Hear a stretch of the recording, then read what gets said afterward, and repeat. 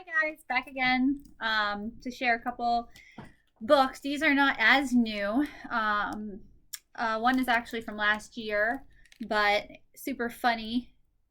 So I know a lot of you like those humor books. And I did read a little bit of this last year, and students really liked this. So I want to share this one again. This is a James Patterson book called Not So Normal. Um, and Okay, so it's by James Patterson and Joey Green, so it's a collaboration. It says James Patterson's rollicking new middle grade novel is a hilarious adventure in a futuristic world where different is dangerous, creative is crazy, and imagination is insanity. Norbert Riddle lives in the United State of Earth, where normal means following the rules, never standing out, and being exactly the same as everyone else. He's been normal his whole life, until a moment of temporary hilarity when he does a funny impression of the country's dictator and gets caught. Now Norbert has been banished to the astronauts camp on planet Zorquat 3, where kids who defy the rules are exiled forever. He's been taught his whole life that different is wrong, but everyone at astronauts seems crazy creative. Or are they just plain crazy? So this one's science fiction, but because it's really funny, I have it in the humor section. So if you like funny and you like science fiction, this is a neat choice. Not So Normal Norbert. Prologue. I pledge subservience to the loving leader of the United State of Earth and to the ground on which he stands, one planet under surveillance, invincible with conformity and security for all. We're all standing at attention, holding up two fingers to make the letter V, and saying a bunch of meaningless words to the truth screen at the front of our classroom. We do this every morning. It's ridiculous if you ask me, but I keep my mouth shut. Well, not when I'm saying the pledge. You can't complain about saying the pledge. If you do, the truth police burst in and arrest you, and that's not something you really want. Unless you're crazy, which I'm definitely not. I'm in 7th grade at middle school number 1022 in region 154. Our school is painted gray. The sky is gray. The clouds are gray. My classmates and I all wear the same exact gray jumpsuits and the same gray expressions on our faces. I guess you could say we're color coordinated. Our gray jumpsuits aren't school uniforms or anything. Everyone on earth wears them to make us all equal. Even his all-knowing, eternal excellency loving leader wears a gray jumpsuit. He's on the truth screen right now. He's very serious. His white hair is pretty wild. His eyes are really intense, fierce, penetrating. He's not exactly the kind of guy you'd want to run into in a dark alley. After saying the pledge, we all sit down at our school desks in unison, just like we do every morning. It's time to listen to loving leader's daily declaration of dependence. Thrilling. My fellow earthlings, says loving leader, conformity makes us free. Free to conform, because we all know different is dangerous. Different is diabolical. Different is disease. Yes, a disease detrimental to our way of life. A disease that destroys the equality we fought so hard to win. And what causes this horrible disease? The evils of individuality. The wicked spark of imagination. The foul stench of creativity. Shoot for the moon, my friends, and what happens? You explode in a deadly fireball and get burned to a crisp. Individuality is illness. Imagination is insanity. Creativity is crazy. Originality threatens our way of life. He goes on and on and on, blah, blah, blah, bitty, blah. Naturally, my mind wanders. And I look out the window at those gray clouds and the gray sky and start thinking back to when I was a little kid.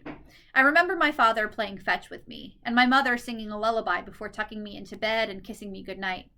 You there, says loving leader. You, staring out the window. I nearly jump out of my skin. I turn my head from the window and look at the truth screen, giving loving leader my undivided attention. You're not daydreaming, are you? Asks loving leader, pointing his finger directly at yours truly. Me? I stammer. Yes, you. Norbert Riddle, person number L4LUZR1. No, your all-knowing eternal excellency, I would never dream of daydreaming. Good, he says, because daydreaming is one of the 3 deadly warning signs of imagination, and we all know what imagination is. Insanity, shouts everyone in my class, including me. Loving Leader smiles widely, in a creepy sort of way. To remain free, we must all conform. We must stamp out our uniqueness for the greater good, he says. Remember, Loving Leader sees all, knows all, and loves all. He holds up 2 fingers to make the letter V. The truth screen goes black. Our teacher, mean old Mr. Hurlbutt, tells us that she's visiting the lavatory, which is a fancy way of saying she needs to use the bathroom. I expect all of you to be on your best behavior while I'm gone, so no one gets arrested by the truth police and mysteriously disappears, never to be heard from again. Like Norbert's parents. All my classmates gasp. I can't believe Mrs. Hurlbutt just said that. She's a horrible teacher. And a horrible person. Yeah, the truth police took away my parents when I was a little kid, but that's none of her business. I'm the one who lost my mother and father. I'm the one forced to grow up without the 2 most important people in my life. I'm the one stuck living with my boring aunt and uncle. Now, I'm steaming mad. At Mrs. Hurlbutt, at Loving Leader, at this stupid school, at everything. Enough is enough. I'll show them. The minute that nasty old biddy steps into the hallway, I rise to my feet, walk to the front of the classroom, and stand on top of Mrs. Hurlbutt's desk. Everyone in the class stares at me. Then I mess up my mop of dark hair to look like Loving Leader. My fellow Earthlings, I say, doing my best impression, conformity is the freedom to wear gray jumpsuits like everyone else, the freedom to think like everyone else, the freedom to agree with everything I say, the freedom to be sheep. Ba, ba, ba. Everyone stares at me in complete shock. They can't believe I'm actually making fun of Loving Leader. No one says anything. They're too scared to even crack a smile. Until a new kid named Drew Weaver bursts out laughing. Then everyone starts chuckling too, nervously at first, then hysterically, giving me the green light to keep going. Suddenly, I'm on a roll. As your all-knowing excellency, I say this. My planet rules. The world belongs to me. The earth, the moon, the planets, the stars, they're mine, all mine. Fear me, obey me, love me, and together we'll make the world safe for mediocrity. Like I always say, creativity stinks, imagination stinks, originality stinks. Remember, Loving Leader smelt it because Loving Leader dealt it. I hold up 2 fingers to make the letter L for loser. Why be yourself when you can be like everyone else? Belong or be wrong. Laughter fills the room. Drew applauds and the other kids join in, smiling widely. I feel like I'm on the top of the world, even though I'm only on top of Mrs. Hurlbutt's desk. Suddenly, flashing red lights drop from the ceiling and start whirling. Everyone goes completely silent. They immediately sit up at attention, folding their hands in on their desks, and stare straight ahead. What's going on? I ask. Is this some sort of a drill? I look to Drew. He shrugs. He doesn't know either. Sirens start screaming. The truth police burst through the door, pointing these big laser guns at me. They surround me.